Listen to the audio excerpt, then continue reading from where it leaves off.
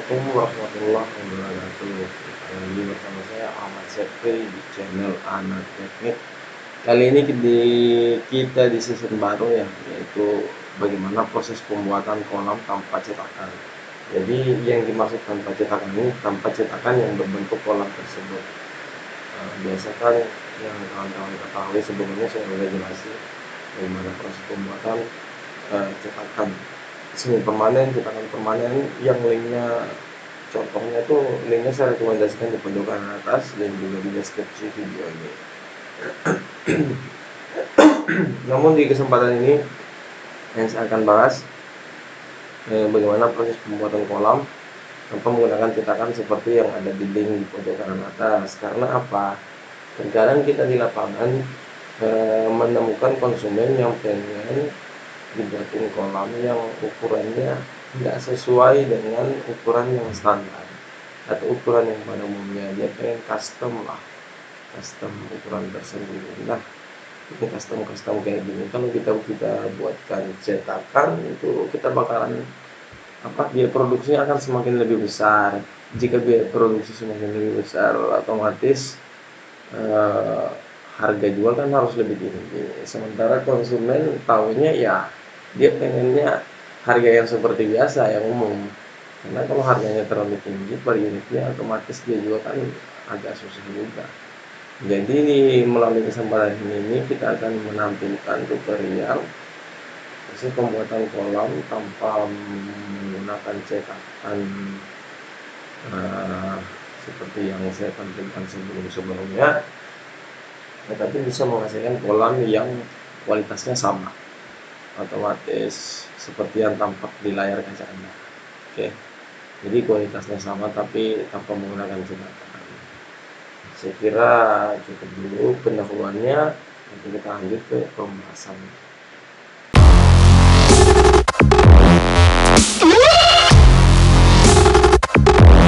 Oke, untuk mempersingkat waktu kita lanjut ke pembahasan ya. Di layar kawan-kawan sudah lihat itu adalah sebuah plat yang halus ya. Di situ nanti kita akan menciplak membuat platnya di atas plat ini kita akan buat plat fiber per lembar, yang bagian atasnya sudah model L ya. Ya, ini bagian atasnya sudah model L sehingga titik bagian atasnya itu sudah langsung melengkung platnya.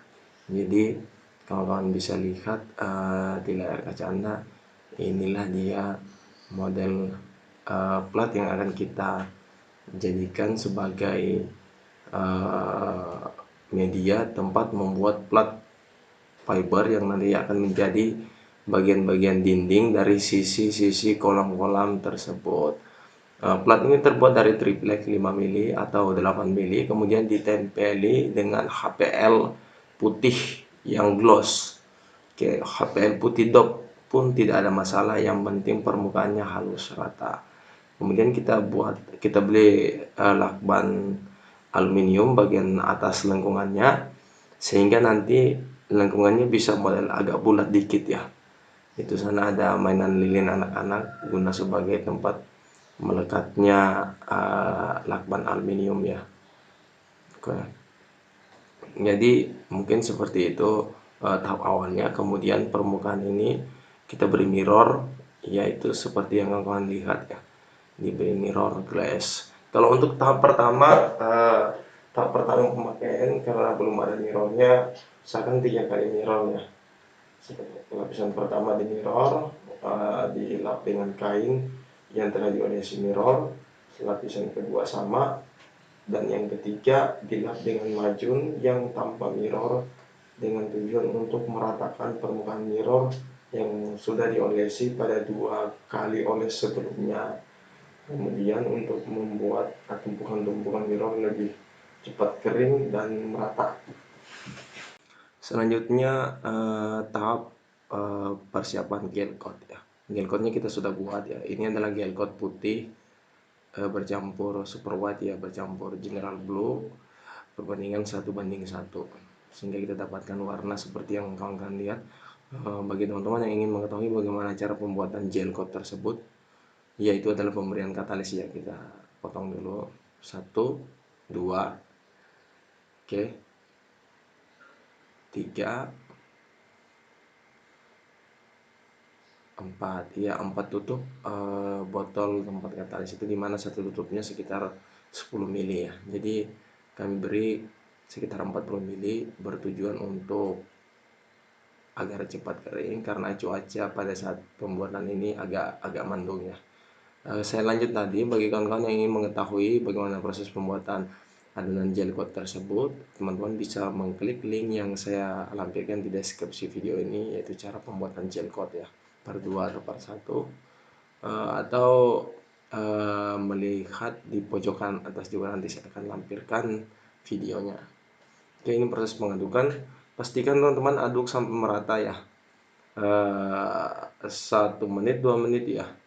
Pastikan aduk sampai merata, jangan takut bahwa akan kering di wadah gel coatnya, nggak akan kering ya, itu akan lambat mengering juga. Jadi pastikan benar-benar merata, karena dalam proses ini saya tidak memakai kobalt atau cairan yang membuat agar adonan gel coat itu cepat mengering. Saya kira demikian ya. Oke sobat teknis, sekarang kita lanjut di proses penggel coatan ya. Jadi gel coat tersebut kita lumuri ke permukaan plat yang akan kita jadikan sebagai tempat mencetak plat ya. Di sini saya gunakan kuas roll kecil ya, dengan panjang rollnya kurang lebih 10 cm dan diameter roll kurang lebih 4 cm sampai 5 cm ya. Ya anggaplah 4 cm ya.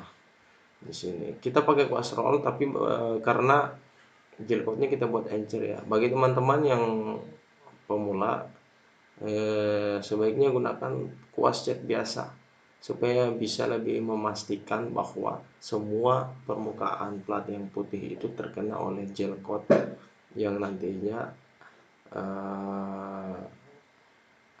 bila tidak terkena oleh gel coat nantinya akan menjadi tempat atau tempat dimana akan jadi bocor ya.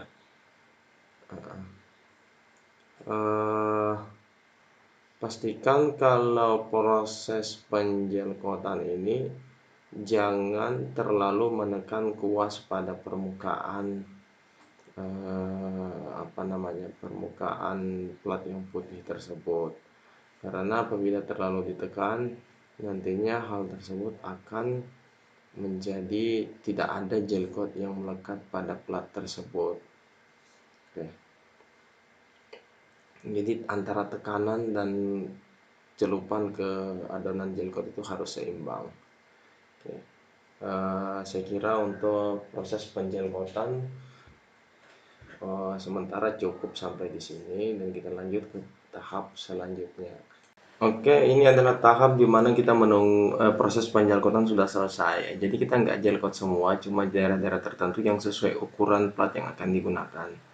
Oke, makanya nggak semua. Jadi kita udah pastikan bahwa ukuran ini nanti yang akan digunakan, kemudian kita cetak sesuai ukuran tersebut. Kalau kita cetak semua selebar plat ini, nanti ada banyak plat yang nggak kepakai.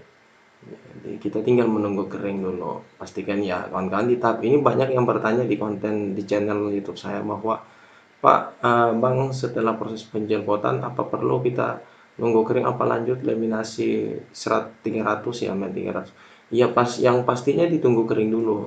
Jangan langsung dihantam pakai met 300.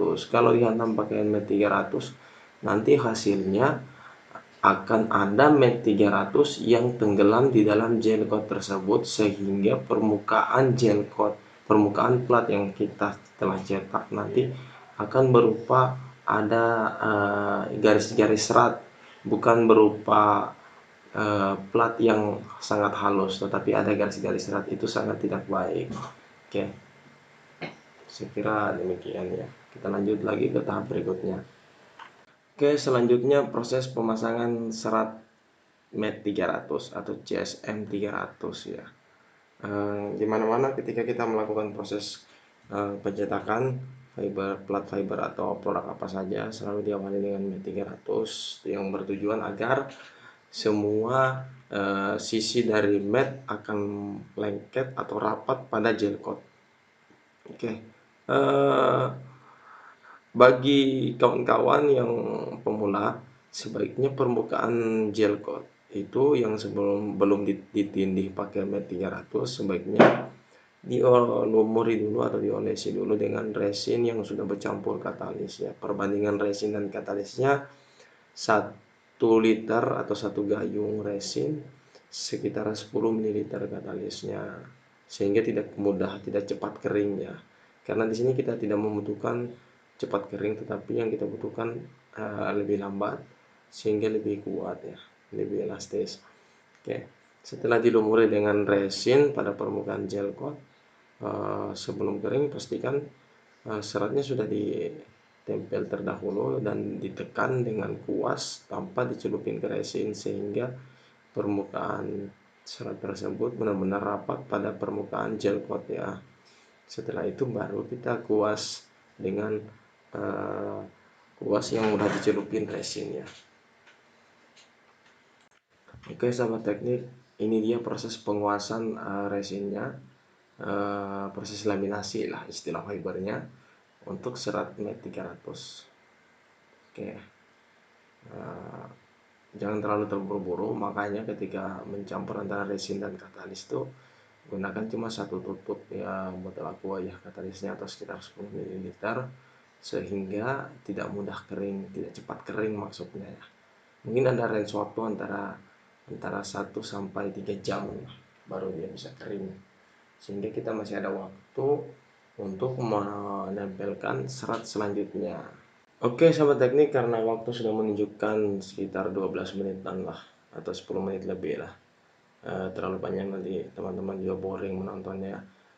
Kita akhiri dulu video ini, konten ini. Nanti kita akan lanjut di part berikutnya. Bagi teman-teman yang ingin mengajukan pertanyaan, kritikan ataupun saran, silakan coret-coret di kolom komentar yang ada. Akhir kata, anak teknik mengucapkan wassalam.